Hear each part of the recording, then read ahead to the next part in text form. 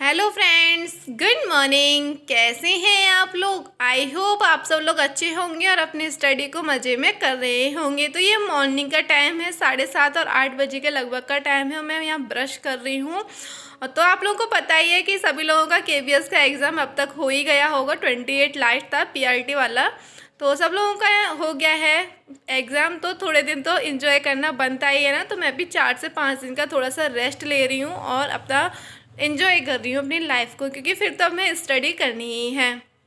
तो friends, life में enjoy भी ज़रूरी है। तो अभी मैं बुआ के घर रुक गई थी एग्ज़ाम देने के बाद, जैसा कि मैं आप लोगों को पिछले ब्लॉगों में बता चुकी हूँ। तो यहाँ ये मेरा लास्ट ब्लॉग है बुआ जी के घर का, जैसा कि आप लोग बैकग्राउंड देख करके समझ ही गए होंगे। और यहाँ बनना है, बुआ चिप्स बना रही हैं, यानी कि पापड़, यानी कि होली की तैयारी। और यहाँ बनना है खोया, जो कि गुजियों के लिए। भाई होली आने वाली है, त्योहार का सीज़न है, तो सभी के यहाँ पे यही सारे काम चल रहे होंगे। और जैसे कि हम कोई एक्स्ट्रा काम करते हैं तो यहाँ पर बर्तन हो गए हैं बहुत ज़्यादा इकट्ठे। तो आप लोग को पता है, अगर कोई एक्स्ट्रा काम करे तो बहुत ज़्यादा फैलाना फैल जाता है। ये मेरा भाई बैठा है जो कि बूफर बजा रहा है, गाने बजा रहा है, स्पीकर बजा रहा है। तो इसी वजह से मुझे वॉइस ओवर करना पड़ा, क्योंकि यह म्यूज़िक की आवाज़ थी, कॉपीराइट आ जाता। अदरवाइज़ मैंने बहुत सारा आप लोगों से बातें की थी और बहुत सारा कुछ बोला भी था, लेकिन क्या करें, वॉइस ओवर करना पड़ा, आवाज़ के म्यूट करना पड़ा। और फिर ये पापड़ वगैरह बना करके फ्री हो गए थे। ये 11-12 बजे का लगभग का टाइम हो। यहाँ पर बुआ लगा रही हैं पोंछा, क्योंकि जब कोई काम करते हैं ना तो बहुत ज़्यादा फैलाना फैल जाता है और गंदगी भी बहुत ज़्यादा हो जाती है। तो यहाँ बुआ पोंछा लगा रही थी। और उसके बाद मैं भी नहा आई थी, बुआ नहा ली थी, उसके बाद मैं नहा करके आई थी। और मेरे कपड़े थे, उन्हें बिट्टो रानी ड्राई कर रही थी। वॉश मैंने कर लिए थे, लेकिन बिट्टो सिर्फ ड्राई कर रही थी। ओके, तो बिट्टो बोली कि चलो दीदी मेरी वीडियो शूट करो, तो मैंने वीडियो शूट कर लिया। उसके बाद मैं वो छत पर आई हूँ अपने कपड़े फैलाने धूप में, ताकि धूप में अच्छे से कपड़े सूख जाएंगे।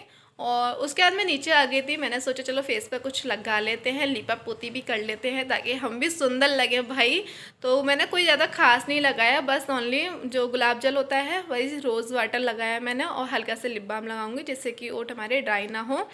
और यहाँ मैं कंघा ढूंढती रह जाऊंगी और मुझे कंघा ही नहीं मिलेगा।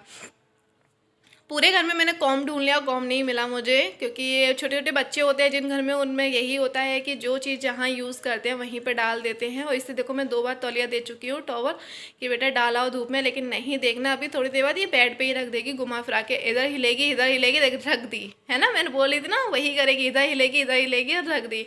मैं फिर से इस पर चिल्लाऊंगी, चलो वह रखे कि वो धूप में डाल कर क्या हो, तब ये रखेगी।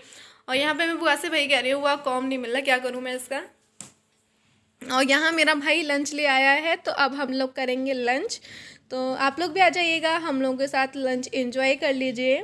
और आप लोग बताना फ्रेंड्स, आप लोगों की स्टडी चल रही है या फिर आप लोग भी एंजॉय कर रहे हैं। तो अब आप लोग अब किस चीज़ की स्टडी को कंटिन्यू करने वाले हैं, आगे किस चीज़ की प्रिपरेशन करेंगे, आप लोग भी बताना। मैं तो सुपर टेट की प्रिपरेशन करने वाली हूँ, साथ ही साथ में इंटरव्यू की भी साथ ही साथ में प्रिपरेशन करूँगी। बट इंटरव्यू के साथ साथ मैं ज़्यादा से ज़्यादा समय अब सुपर टेट को देने वाली हूँ।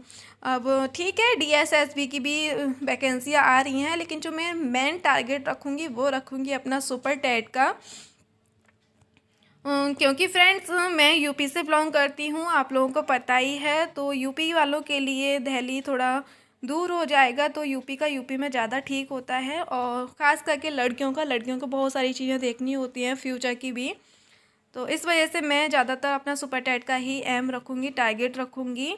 और ये चीज़ भी है कि फ्रेंड्स, जैसा कि आप पिछली वैकेंसियाँ देख चुके हैं कि 69,000 वाली जो आई थी वो भी एकदम से बहुत जल्दी आ गई थी, और 1 मंथ का टाइम भी नहीं मिला था। जैसे ही टेट हुआ था उसी के बाद जस्ट 1 महीने बाद सुपर टेट हो गया था। और जैसा कि केबीएस भी आप देख चुके हैं, केबीएस की भी एग्ज़ाम डेट इतना जल्दी आ गई। तो इसी के चीज़ों को देखते हुए कि कभी भी ऐलान हो सकता है, एक दिन में कभी भी वैकेंसी आ सकती है, कभी भी आदेश आ सकता है, लेकिन एक दिन में आप लोग तैयारी नहीं कर सकते हैं। तो सिलेक्शन उन्हीं लोगों का होगा जो लोग कंटिन्यू अपनी प्रिपरेशन कर रहे हैं। इतने सालों से 69,000 वाली वैकेंसी आई है, उसके बाद से कंटिन्यू जो कर रहे हैं उन्हीं लोगों का सिलेक्शन होने वाला है। तो इस वजह से मैं अपना कंटिन्यू करूँगी, क्योंकि जब आदेश आ जाता है उसके बाद हमें सिलेबस कंप्लीट करने तक का भी टाइम नहीं मिलता है ना। और बहुत जल्दी हो जाता है, और फिर ना सिलेबस हमें अभी कंप्लीट कर लेना है और जब आदेश आएगा उसके बाद सिर्फ हमें रिवीजन करना रह जाए तो उससे बहुत ज़्यादा फ़ायदेमंद हो जाएगा। तो इस वजह से मैं अब अपनी सुपर टेट की तैयारी कंटिन्यू करने वाली हूँ। ये लास्ट ब्लॉग है मेरे बुआ जी के घर का और यहाँ पर इवनिंग का समय है। यहाँ पर हम लोग पार्क में आ गए थे, जैसे कि आप लोग देख सकते हैं।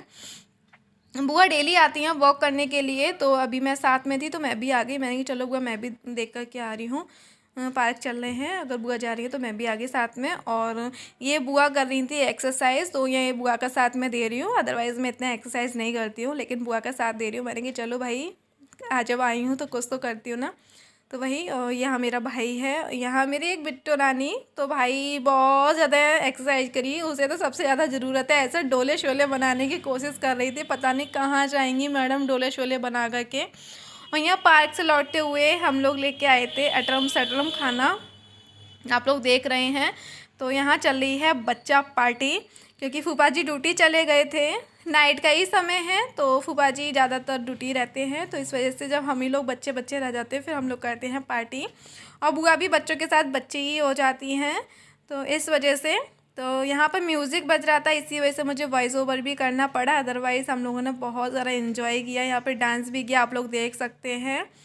तो अच्छा लगता है फ्रेंड्स, इस तरीके से कभी कभी हमें लाइफ में स्टडी के साथ साथ अपनी लाइफ एंजॉय भी करनी चाहिए। माइंड फ्रेश हो जाता है और हम बहुत ज़्यादा हैप्पी होते हैं, तो हमारी स्टडी भी बहुत अच्छे से हो जाती है। और यहाँ पे चल रहा है बैठे बैठे डांस, जैसा कि आप लोग देख सकते हैं। तो फ्रेंड्स आप लोग बताना आप लोगों के KBS में कितना स्कोर बनना है ना। तो कमेंट सेक्शन में आप लोग ज़रूर बताना अपना स्कोर। और आप लोग बताना कि और CTET का भी रिज़ल्ट आ चुका है, और आप लोग बताना आप लोगों में से कितने लोगों ने CTET का एग्ज़ाम दिया था और कितने मार्क्स आए हैं। तो उसके बाद आगे आप लोगों की क्या स्ट्रेटेजी है, तो वो सारी चीज़ें आप मुझे कमेंट करके बता सकते हैं। और फ्रेंड्स इस ब्लॉग का मैं यहीं पर एंड कर रही हूँ अपनी पार्टी के साथ। आई होप आप लोगों को ब्लॉग पसंद आया होगा, और ब्लॉग पसंद आया हो तो प्लीज़ वीडियो को लाइक करें, शेयर करें और चैनल को सब्सक्राइब करें। Thank you for watching.